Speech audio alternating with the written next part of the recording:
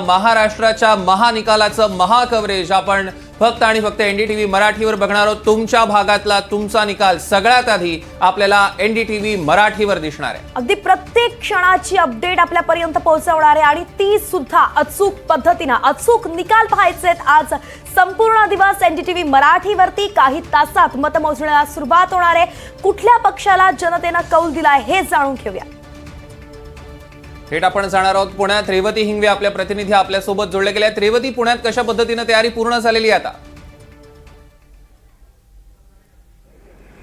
नक्कीच सौरभ, तुम्ही माझ्या मागे जर बघू शकताय तर सणस ग्राउंड इथे एक मतमोजणी केंद्र आहे। तिथे तयारी ही सुरू झालेली आहे। हळूहळू निवडणूक आयोगाचे अधिकारी देखील इथे पोहोचायला सुरुवात झालेली आहे। तर इथे माझ्या मागे आता पोलीस बंदोबस्त देखील कडा तैनात करण्यात आलेला आहे। आणि जर तुम्ही माझ्या मागे व्यवस्थित बघितलं तर हेच ते मतदान केंद्र आहे जिकडे 2 प्रभागाचे जे मतमोजणी आहे ती होणार आहे।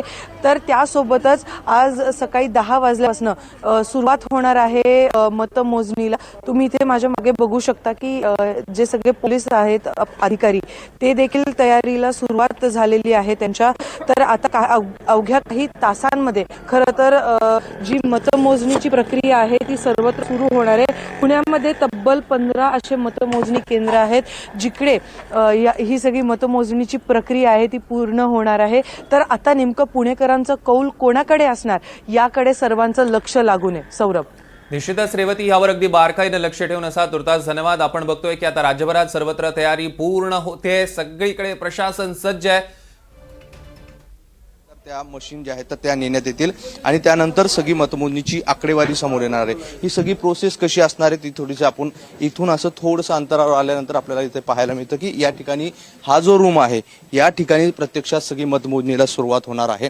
या ठिकाणी टेबल देखील लावण्यात आलेले आहे आणि या टेबलवर आपण जर बघितलं तर नंबर देखील टाकण्यात आलेले आहे। नंबर आपण जर बघितलं तर टेबल हे प्रभाग क्रमांक 6 ची इथे मतमोजणी होईल।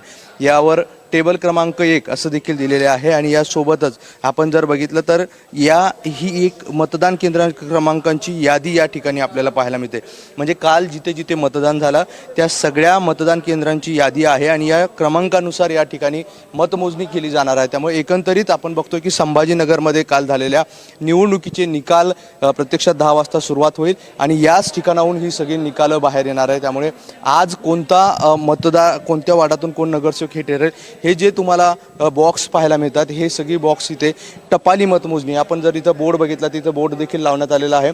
प्रभाग क्रमांक 13 ची इथे टपाल मतमोजणी केली जाणार आहे आणि या बॉक्समध्ये उमेदवारांची या ठिकाणी आपल्याला नावं पाहायला मिळतात।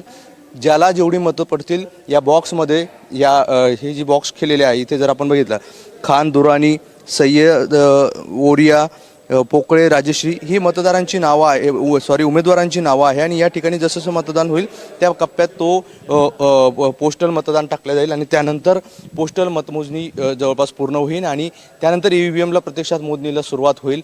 साधारण 2 ते 3 तासामध्ये सर्व चित्र स्पष्ट होणार असल्याची माहिती मिळते। त्यामुळे एकंदरीत संभाजीनगरच्या निकालाकडे सर्वांचं लक्ष लागलेलं आहे आणि आज ही मतमोजणी पार पडणार आहे। दुपारी 1 ते 1:30-2 वाजेपर्यंत हा सगळा चित्र संभाजीनगरचं स्पष्ट होण्याची शक्यता आहे। आता हे बघावं लागेल की संभाजीनगरचा महापौर कोणत्या पक्षाचा होतो आणि सर्वाधिक जागा कोणत्या पक्षाला मिळतात।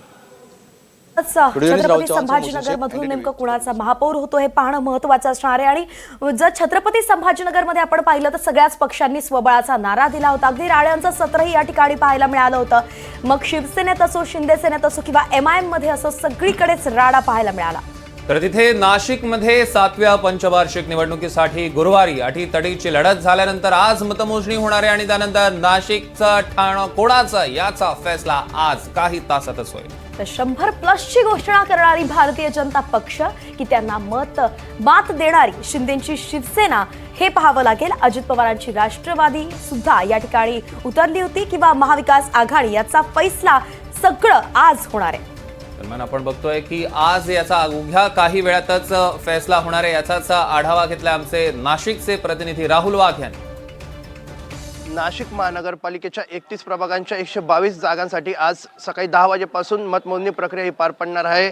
खरं तर आपण आता स्ट्रॉंग रूमच्या बाहेर आहोत आणि या ठिकाणी जर आपण बघितलं तर करोकट पोलीस बंदोबस्त ठेवण्यात आलेला आहे। नाशिक महानगरपालिका क्षेत्रातील 10 ठिकाणी मतमोजणी प्रक्रिया पार पडणार आहे. एकूण 735 राजकीय पक्षांचे अपक्ष उमेदवार हे निवडणुकीच्या रिंगणात होते. पहिल्या दिवसापासून नाशिक महानगरपालिकेची निवडणूक ही विविध कारणांनी चर्चेत होती. AB फॉर्मची पवापवी असेल किंवा निष्ठावंतांना डावलल्यामुळे देखील नाशिकमध्ये मोठा राडा आपल्याला बघायला मिळाला होता. खरं तर गिरीश महाजन यांना देखील त्या राड्याचा सामना करावा लागला होता. प्रभाग क्रमांक 29ची निवडणूक ही सर्वात हॉट निवडणूक ठरलेली होती.